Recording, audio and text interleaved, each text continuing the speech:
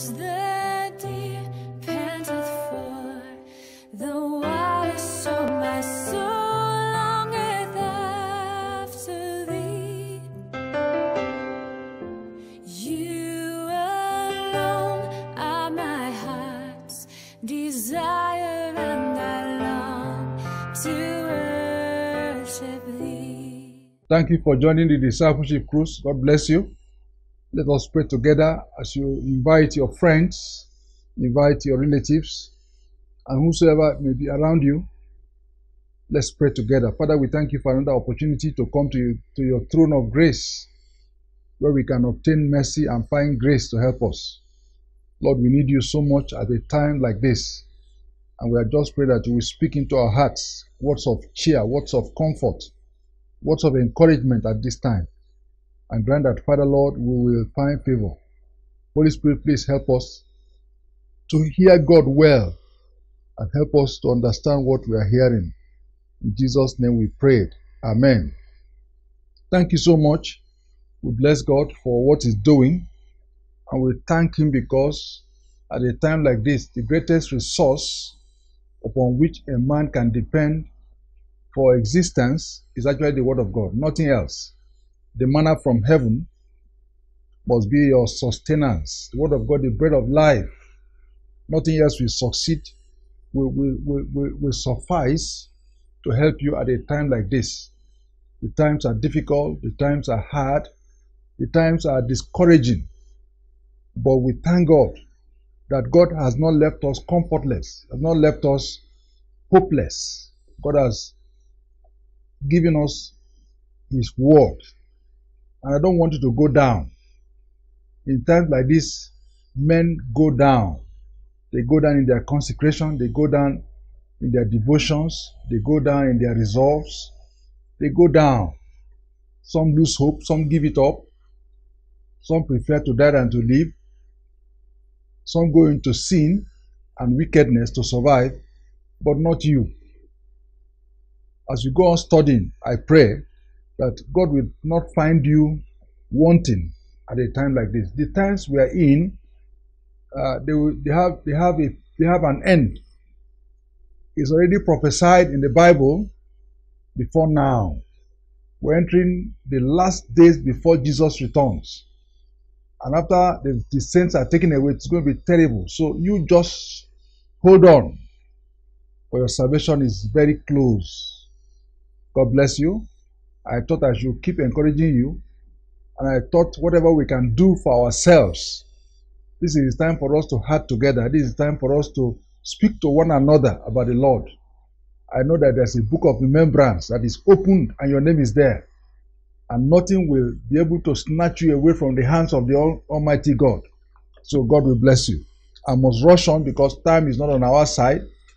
I must go on to chapter 38 of Genesis. That's where we came. And I said to you that Genesis is parenthetic. What I mean by that is that Genesis is not looking like it should be here. We are looking at the story of Joseph. Suddenly, God brought in the story of Judah. And we saw the terrible chapter that I wanted to rush over it, but I couldn't. So we just finished that chapter. I'm trusting God that God is not speaking to us and lifting up these characters in vain. As we glean, as we reap from this chapter, as we thresh, you will discover that there's so much for you in the Bible. And if the Bible becomes your companion, becomes your lamp, becomes your light, it's going to keep you away from evil. So, again, in chapter 38, we saw God brought in Judah. Like I seem to say, it's in bracket to show us that Judah, to show us that Judah at the moment, even though he was not doing very well, was going to become the one that's going to rule. Judah became the kingly lineage from where Jesus came. At the moment, Judah has not taken his place yet. He was the fourth son of Jacob. At a time like this, we are reading that he had a friend who was from Adullam, a friend of Mr. Hira. and that he married a Canaanite woman. All that. His first 2 sons, God killed them because they were wicked men. God didn't want Er and Onam to be on the lineage of Jesus. Anybody that is going to be on the lineage of Jesus, who is going to carry this divine seed and is wicked, God will obliterate him. And we saw that the wife of Er and the wife of Onam, Judah's daughter-in-law, is called Tamar. And after the two first sons died, Judah refused to allow the 3rd son, Mr. Shelah, to marry her. And they sent her away and she became a widow. And then as time went on, Judah went to share his sheep in Timnath. And he was going with his friend from Adullam, Hira. And Tamar heard about it. And Tamar decided to lay a trap for his father-in-law. Since they refused to give her Shelah, she was going to lay a trap. So she took away her widow's garment, covered herself with a veil, sat on the roadside like a harlot, and Judah came along and wanted to sleep with her. And we said, some of you who are used to going to harlots, it's dangerous to go to harlot. You can get a venereal disease. More than that, it's a terrible, terrible iniquity. The harlot's tongue is so sweet and so smooth, but her way is the way to hell. Young man, beg God to give you self-control. Flee youthful lust. When Judah went to meet her, said, let me sleep with you. He said, what will you give me? He said, I will send you 1 goat. The woman said, no, I don't want a goat. Give me a pledge. Verse 18 said, Genesis 38 verse 18, let me read from there. And he said, what pledge shall I give thee? And she said, thy signet, thy bracelets, and thy staff in thine hand. And he gave it her, and he came in unto her, and she conceived by him. And she arose and went away, and let her veil from her, and put on the garments of her widowhood. And Judah sent the kid by the hand of his friend the Adullamite to receive his pledge from the woman's hand. But he found her not. Then he asked the men of that place, saying, where is the harlot that was openly by the wayside? And they said, there was no harlot in this place. And he returned to Judah and said, I cannot find her.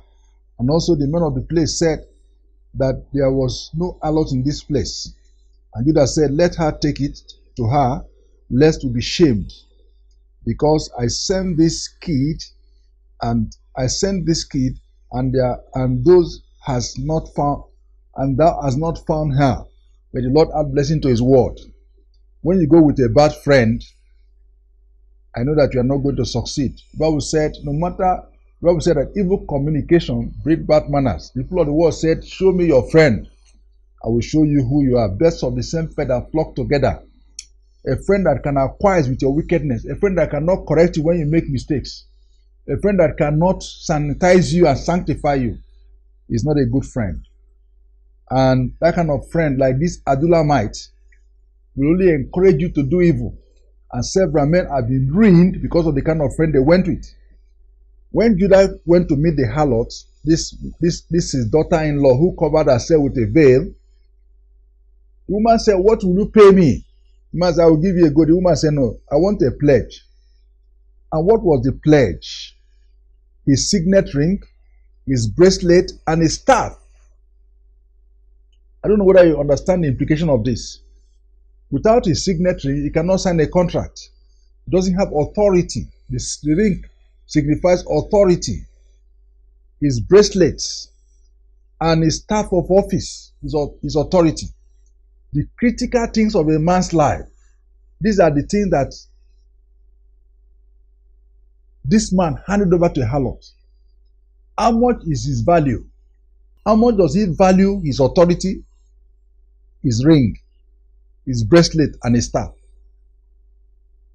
These are critical questions. Men of lust who they don't have self-control.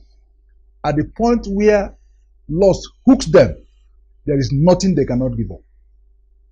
And I want to beg you, some men have given up everything to a woman just because of one sexual act that very quickly finishes and the excitement is over.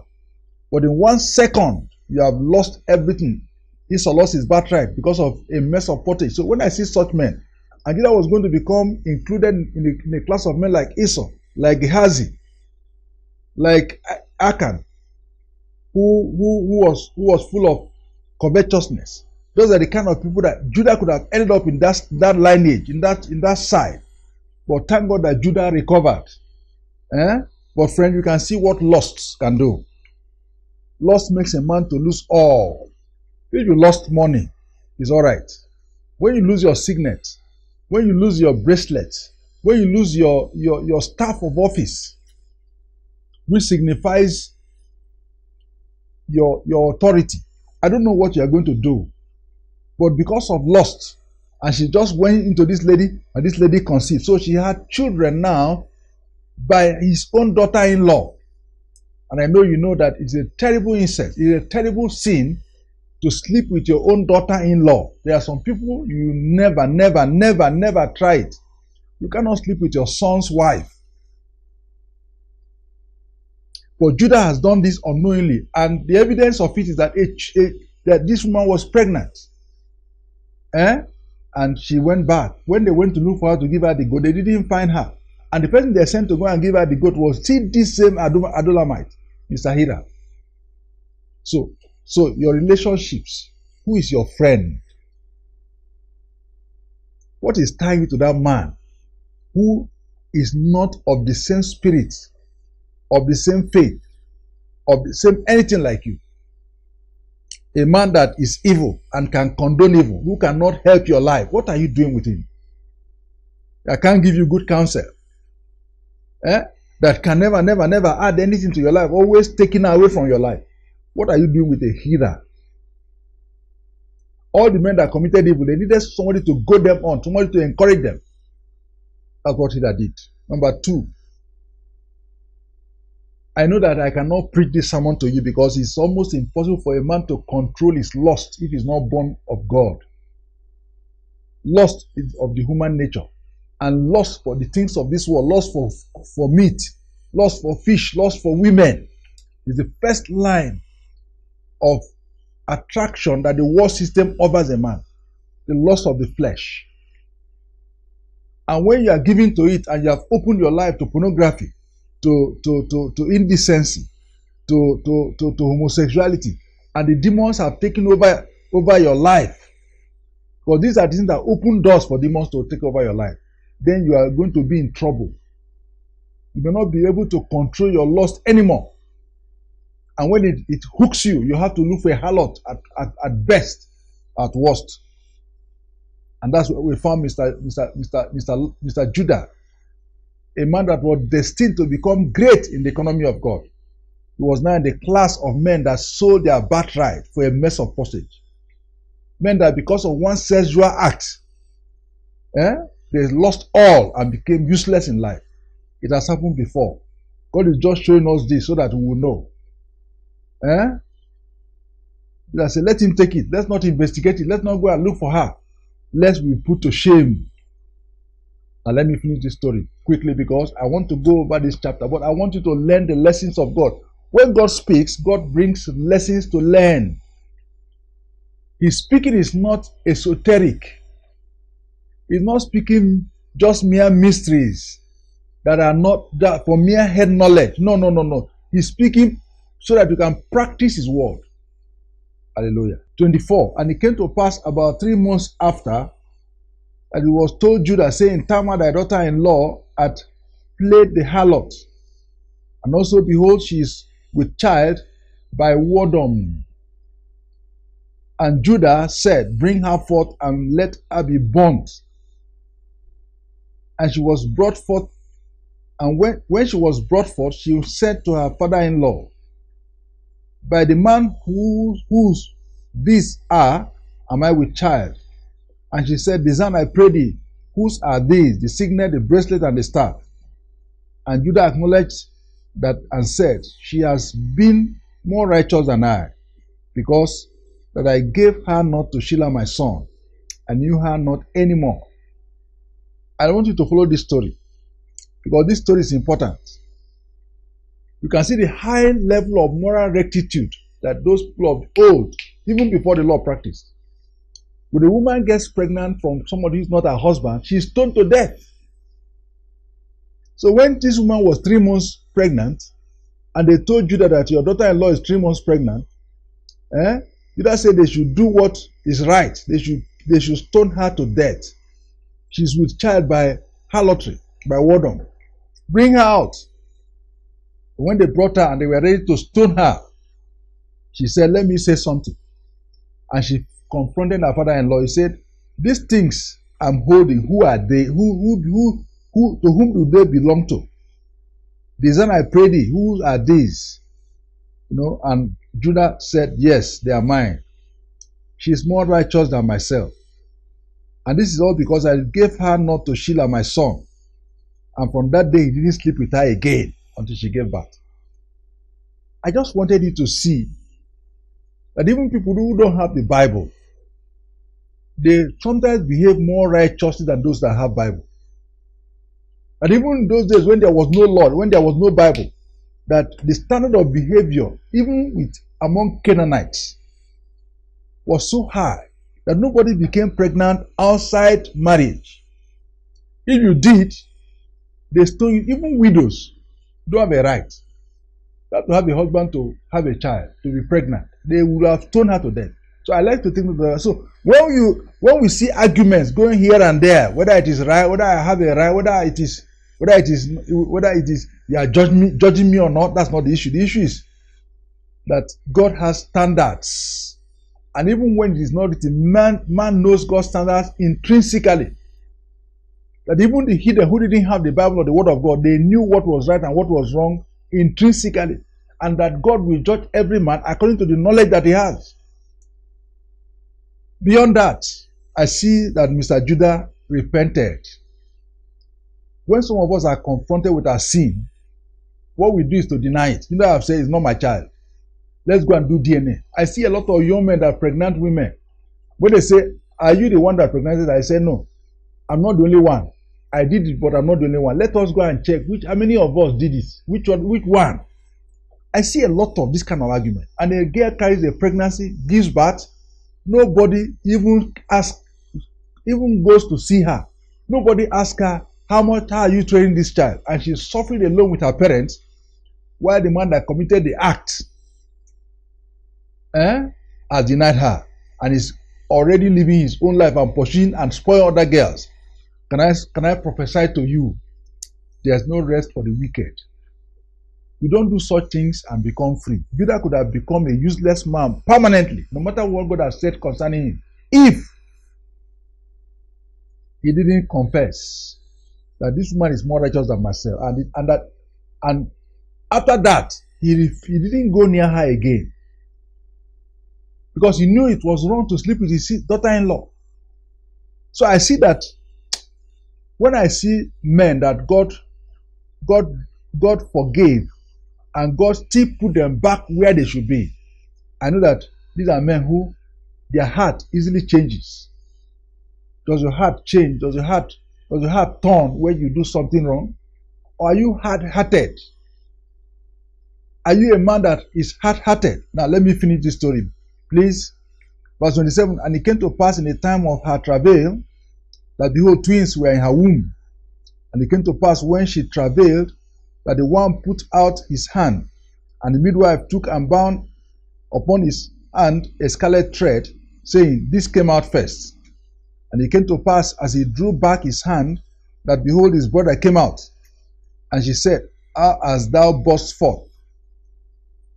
This breach be upon thee.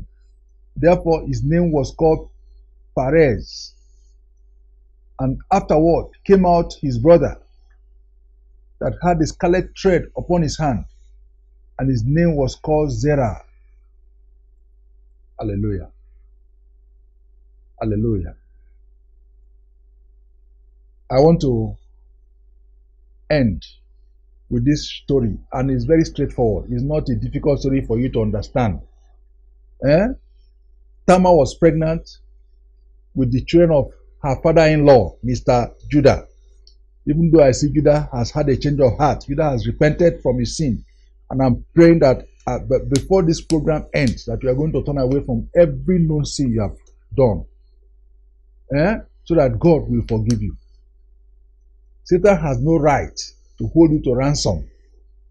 And out of her womb, there are 2 children, twins. Can you imagine God? If I was God, what I would have done was to kill the children in her womb, so that there's no testimony about Judah's misbehavior. But God allowed her to have twins. And the day of delivery, like Jacob and Esau were fighting in the womb, these 2 children were also struggling. Which one will come out first? And the one that came out first was Mr. Zara. And when she came out first, the midwife just took a red cloth and tied on his finger, a red band. And it came to pass as he drew back his hand, just come out and drew back his hand, that his brother jumped out before him.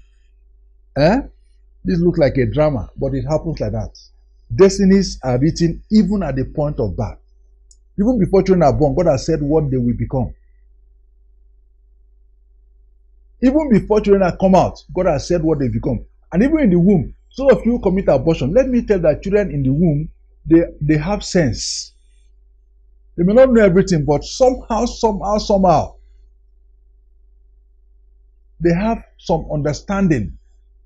They are human beings.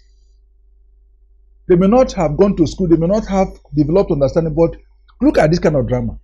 Whereas, as this one pushed back, this one pushed forward and came out. He wanted to come out first. And today, when you talk about the tribe of Judah, it's Pharez. Pharez was the great-great-great-grandfather of David and great-great-grandfather of Jesus. Because he pushed out.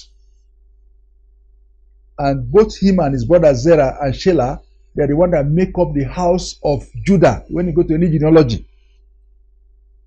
And when you come to the genealogy of Jesus, you see Judah, you see Pharez, and you see Tamar. What is it? That God's grace, God's mercy triumphs over judgment. And that the Bible is a book of God's mercy and grace. And I'd like you to know, because many of us keep pleading alibi, keep pleading that I can't make it, I don't know my father, I don't know my mother, they say they caused our family lineage, they say this, my elder brother has just died and I'm preparing for my own death. That's our story. Your story, you are the one that is trying to kill yourself with your mouth. God does not do like that. God does not say that once your father has misbehaved, you also will misbehave.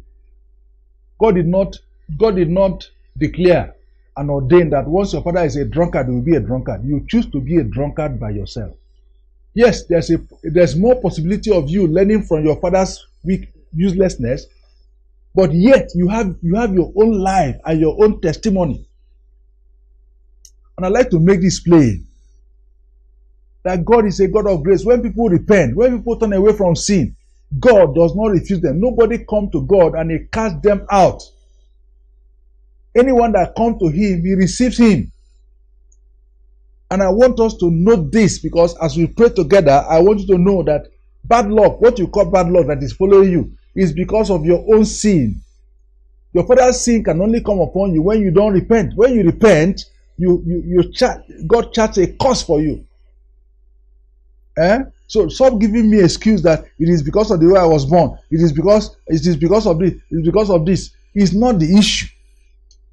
The issue is now you. They are born you. They are born Pharez. They are born Tamar. They are born Judah. It is you now. And these men became world beaters. These men became champions. And you can be a champion. Doesn't matter the circumstance of your birth. And God can put your name in the records. And I want to pray for you. The Bible said the handwriting of ordinances that are against you have been nailed to the cross of Calvary, and that God has spoiled principalities and powers on your behalf. They don't have a right to say what you will become. This book is all about grace. It's all about mercy. Mercy triumphs over judgment. This book is a book of God's sovereign election, and God loves you. You're a vessel of mercy. If you follow God and do well, if you repent now, if you read your Bible every day and do what the Bible says, no demon has been born that can stop you from getting where God has ordained for your life. We are the troublers of our own lives, and we keep talking about things that are not truth. What your fathers did, your fathers ate sour grapes, your teeth cannot be set on edge. God has cancelled that kind of thing. Perez became the chief, became the progenitor of the land of the tribe of Judah, became the one that had the scepter through Judah. I was imagining, how can God do it from Tamar, a terrible incest? Is because God is a God of mercy. God is rich in mercy. God is full of grace. I'm not saying that when you continue to sin, that grace covers your sin. No. God says, how shall we continue in sin that grace may keep abounding? He said, God forbid. God has done something about sin. So I'm not encouraging you to go on sin, but I'm saying that if you repent now, God will show you mercy. If you put your life in His hand now, God is a God of grace. Can you bow your head? He's a destiny changer. He changes destinies. God can thwart the plan of the devil concerning your life. God can turn things around for you right away. God that still forgave Judah with his incest, still forgave Tamar, and then gave her twins who became the greatest people in Israel, so to speak. Can you just confess? Let me pray for you. Father, somebody is coming to you right now and they are saying they are sorry. Somebody is coming to you right now and saying, Lord, I didn't know like this that you love me so much. I didn't know that you can change whatever has been said concerning me. But now I come to you in humility. I come to you to lie down at your feet. Please forgive. Write my story by yourself. Bring me to the expected end. Make me what you will make me. Father, thank you because your word does not go out in vain. Thank you because you're already working and you are doing what you will do. Blessed be your name. In Jesus' name we prayed. Amen. For further inquiry or counsel, contact Threshers Media Center, number 1, Refuge Close, Ongwambarde, Sabon Tasha, Kaduna. Telephone numbers 0814 40